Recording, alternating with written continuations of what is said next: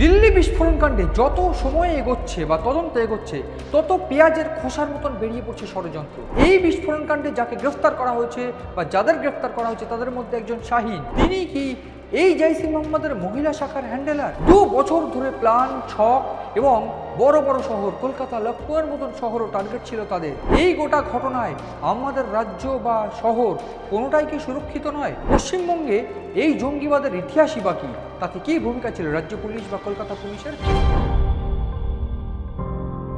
নমস্কার, আপনারা দেখছেন ইনসাইট আর আমি আপনাদের সঙ্গে রয়েছি মণি ভট্টাচার্য। গোটা ভারতবর্ষ জুড়ে একটা ভয়ানক রব বা ভয়ানক চাঞ্চল্যকর পরিস্থিতি হয়ে গিয়েছে।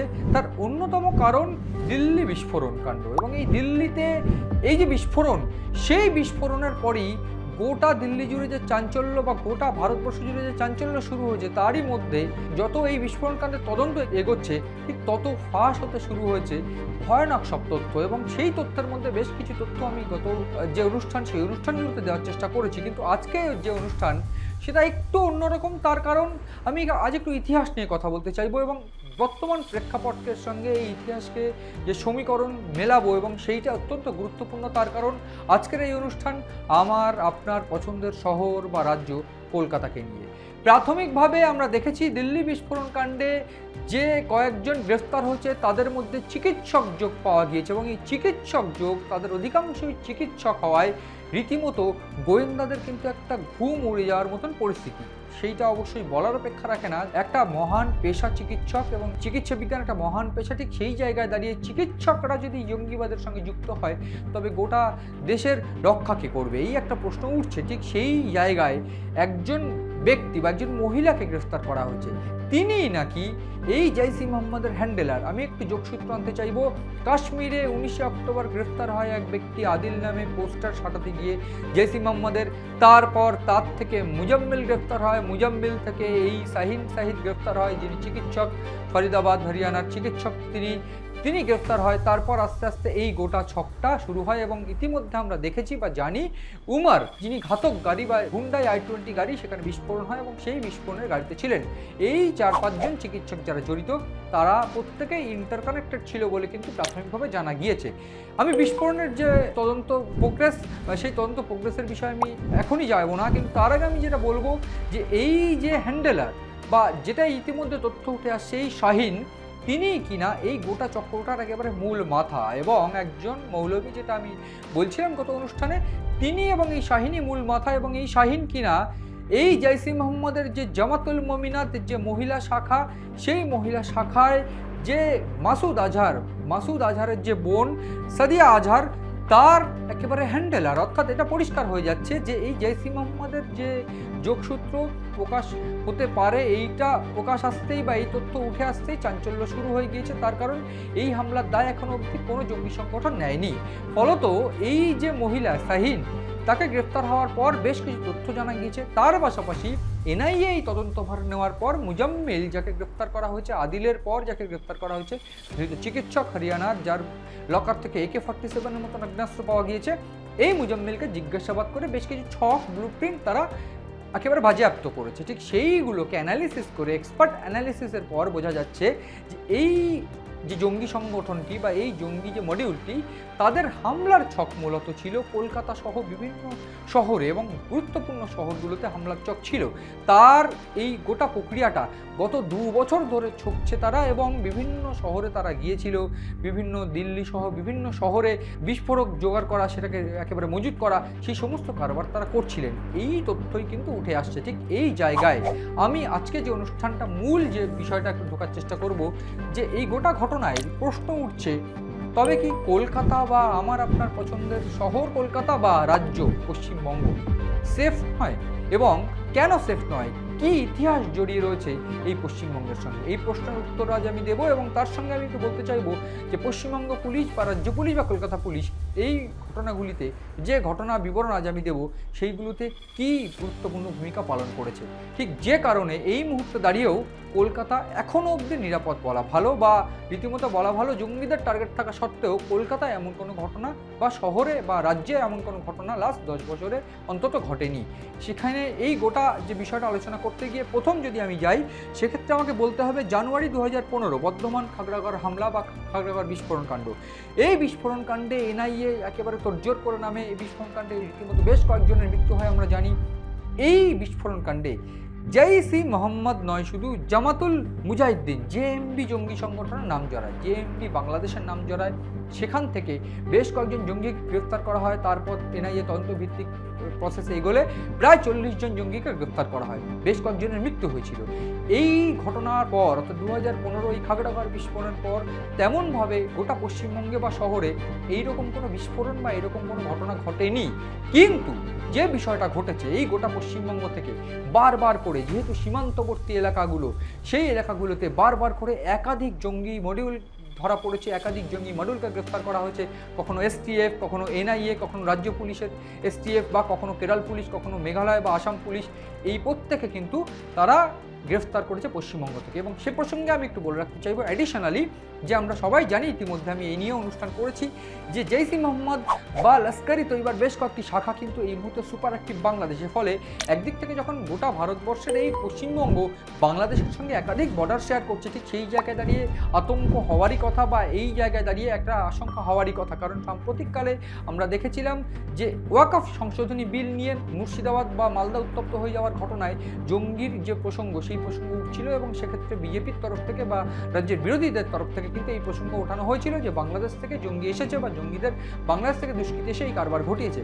ফলে সব মিলিয়ে এই ইতিহাস কিন্তু অত্যন্ত গুরুত্বপূর্ণ। সেক্ষেত্রে আমি 2015-র যে ইতিহাস বলতে চাইব, 2016 সাল সেপ্টেম্বর অক্টোবর মাস কলকাতা পুলিশের এসটিএফ গোপন তথ্য পায়। তথ্য পেয়ে 6 জন জঙ্গিকে গ্রেফতার করে, 6 জন জেএমবি জঙ্গি, এবং সেক্ষেত্রে 6 জন জেএমবি জঙ্গি গ্রেফতার করা হয়। এবং তারা কলকাতার উপর থেকে পাস করছিলেন, এবং সেক্ষেত্রে তারা বসিরহাট যাচ্ছিলেন বলে তথ্য। 2016 সালের এই ঘটনার পর 6 জনকে গ্রেফতার করা হয়, এবং সেই 6 জন ইতিমধ্যে জেলে রয়েছেন বলে তথ্য উঠে আসছে। তার পাশাপাশি 2018 সাল বোধগয়া আইডি বিস্ফোরণের পর জেএমবি ভিত্তিক জঙ্গি পশ্চিমবঙ্গের সিটের নেতৃত্বে গ্রেফতার হয়, এবং সেক্ষেত্রে পশ্চিমবঙ্গের যে এসটিএফ, সেই এসটিএফ বেশ কিছু সংশ্লিষ্ট যে জঙ্গি তাদেরকে গ্রেফতার করে। 2018-র পর 2019 বর্ধমানের কেসে আরও বেশ কয়েকজন গ্রেফতার হয়। ইন্দোর থেকে গ্রেফতার হয়। পশ্চিমবঙ্গের যে মামলা, সেই মামলায় এনআইএ কি গ্রেফতার করে 2019 সাল। 2020 19 সেপ্টেম্বর মুর্শিদাবাদ ও কেরালার বেসিক্যালি পুলিশ এই জায়গা থেকে, অর্থাৎ মুর্শিদাবাদ থেকে 9 জন আল কায়দা সাসপেক্টেড মডিউলকে গ্রেফতার করে। সেক্ষেত্রে এনআইএ সেই সঙ্গে কেরালা পুলিশের কয়েকজন সদস্য তারা এসে রেড করে, এবং 9 জনকে গ্রেফতার করা হয়। সেক্ষেত্রে পাক স্পন্সার্ড আল কায়দা বা AQIS এর যে যোগাযোগ, সেই যোগাযোগ কিন্তু এই জঙ্গিদের থেকে পাওয়া গিয়েছিল বলে তথ্য উঠে আসছে। এরপর 2020 2রা নভেম্বর মুর্শিদাবাদ থেকে আল কায়দার কয়েকজন সংশ্লিষ্ট ব্যক্তিকে গ্রেফতার করা হয়, বা সেই ব্যক্তিদের সঙ্গে যোগাযোগ করার পর বা সেই ব্যক্তিদের জিজ্ঞাসাবাদ করার পর আরও বেশ কয়েকজন জঙ্গির খোঁজ পাওয়া যায়, তাদেরকে গ্রেফতার করা হয়। এবং সেই মুর্শিদাবাদ থেকে জঙ্গি যে গ্রেফতার করা হয় আব্দুল মমিন মণ্ডল, এনআইএ তাকে গ্রেফতার করে।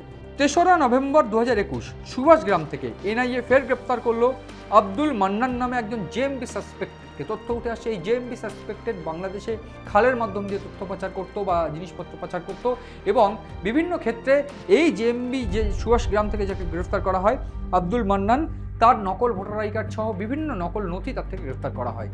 এই জায়গায় দাঁড়িয়ে সেই সময় দক্ষিণ চব্বিশ পরগনায় বেশ চাঞ্চল্য ছড়ায়। বিভিন্ন জায়গায় কিন্তু এই জাল ভোটার কার্ড, আইডি কার্ডের সেই সময় যে চক্র, সেই চক্রকে গ্রেফতার করে কলকাতা পুলিশ এবং সেই সঙ্গে রাজ্য পুলিশ। তারপর আমি যাব 2018 থেকে 2021 বিভিন্ন ক্ষেত্রে কলকাতা পুলিশ ও এসটিএফ বিভিন্ন অপারেশন করে। হাওড়া, কলকাতা, বাঁকুড়া বিভিন্ন জায়গা থেকে JMB, AQ, Ansarullah Bangla team সহ বিভিন্ন ব্যক্তিকে, বিভিন্ন জঙ্গিকে গ্রেফতার করে।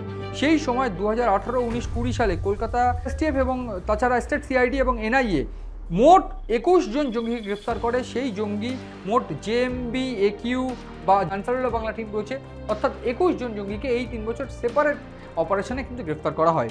2023 জানুয়ারি 6 কলকাতা এসটিএফ আরও কয়েকজনকে গ্রেফতার করে।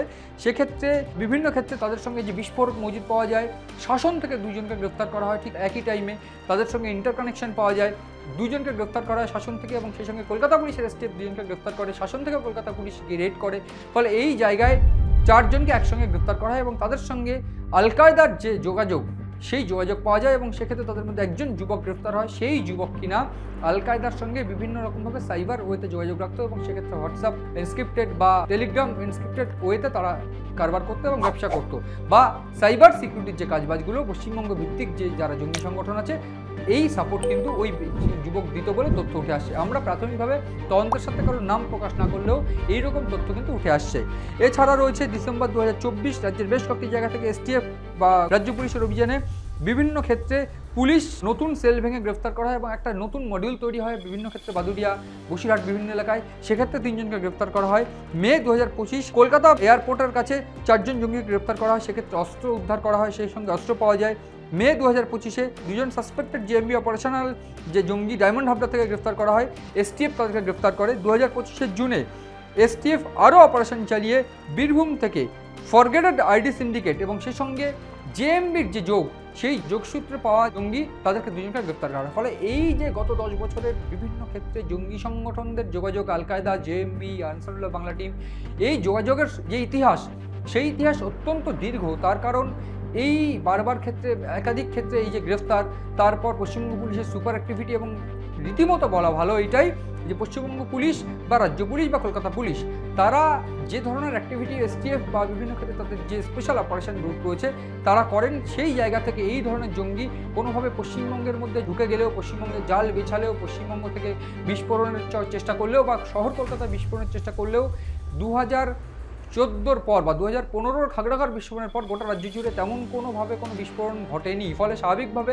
যে প্রশ্নটা উঠছে যে দিল্লিতে এরকম বিস্ফোরণ, তার সঙ্গে শাহিনের মতন, শাহিন সহ বিভিন্ন ডাক্তাররা জড়িত, একটা বড় র্যাকেট, বড় মডিউল জেসি মোহাম্মদের, তারা জড়িত থেকে যদি এই কলকাতা সহ বিভিন্ন লখনৌ সহ বিভিন্ন বড় বড় শহরে হামলার ছক কষতে পারে, সেক্ষেত্রে কিন্তু কলকাতায় হামলা হতে পারে বলে প্রাথমিকভাবে মনে করা হয় বা প্রাথমিকভাবে কিন্তু একটা আশঙ্কা উঠে আসছিল। সেই জায়গায় দাঁড়িয়ে বিভিন্ন ক্ষেত্রে কলকাতা বিমানবন্দর সহ বিভিন্ন জায়গায় সুপার অ্যাক্টিভিটি বাড়িয়ে দেওয়া হয়, নাকা চেকিং বাড়িয়ে দেওয়া হয় এবং এই জায়গায় দাঁড়িয়ে এই প্রশ্নও উঠছে যেখানে বাংলাদেশ এতগুলো বর্ডার শেয়ার করছি আমরা পশ্চিমবঙ্গ বাংলাদেশের সঙ্গে, ঠিক সেই জায়গায় দাঁড়িয়ে একদিকে যখন এই সীমান্ত এলাকায় জৈশ-ই মোহাম্মদ এবং লস্কর-ই তৈয়বার যে ক্যাম্প গড়ে উঠেছে, সেইখান থেকে কোনো বিস্ফোরণের চেষ্টা হবে না তো বা কোনো ষড়যন্ত্র হবে না তো হামলার, এই প্রশ্ন উঠছে যখন, ঠিক তখনই এইটা আরও পরিষ্কার হয়ে যাচ্ছে যে ভারতের বা পশ্চিমবঙ্গ পুলিশ বা কলকাতা পুলিশ এতটাই অ্যাক্টিভ যে এই মুহূর্তে দাঁড়িয়ে কোনো রকম ঘটনা, কোনো রকম ইনসিডেন্ট কিন্তু তারা রুখে দেওয়ার চেষ্টা করছে বা করবে বলে প্রাথমিকভাবে তথ্য উঠে আসছে। এবং গোয়েন্দাদের যে মত বা স্টেট আইবির যে মত, সেই মত কিন্তু এটা পরিষ্কার, সেই তাদের যে বক্তব্যের উপর দাঁড়িয়ে বা তাদের যে গোপন সূত্রের উপর দাঁড়িয়ে এটা স্পষ্ট যে বিভিন্ন জায়গায় এই মুহূর্তে নাকা চেকিং চলছে এবং গোটা বছর নাকা চেকিং চলে। বিভিন্ন ক্ষেত্রে বেশ কয়েকজনকে গ্রেফতার করা হয়, জঙ্গি সন্দেহে গ্রেফতার করা হয়, তাদেরকে ট্রেস করে অন্যান্য জঙ্গিদের গ্রেফতার করা হয়, পুরো মডিউলটা ভেঙে ফেলার চেষ্টা করা হয় পশ্চিমবঙ্গ পুলিশের তরফে। তাহলে সব মিলিয়ে একদিকে যখন দিল্লি বিস্ফোরণ, ঠিক অন্য জায়গায় এই পশ্চিমবঙ্গের সঙ্গে জঙ্গিবাদের যে যোগাযোগ, সেই যোগাযোগের উপর দাঁড়িয়ে পশ্চিমবঙ্গ পুলিশ বা রাজ্য পুলিশ যে সুপার অ্যাক্টিভ বা কলকাতা পুলিশ যে সুপার অ্যাক্টিভ, সেই সমস্ত তথ্য একসঙ্গে জানতে পেরে বা এই অনুষ্ঠান দেখে কেমন লাগলো আপনাদের কমেন্ট করে জানান। নজর রাখুন সিএন ডিজিটালে।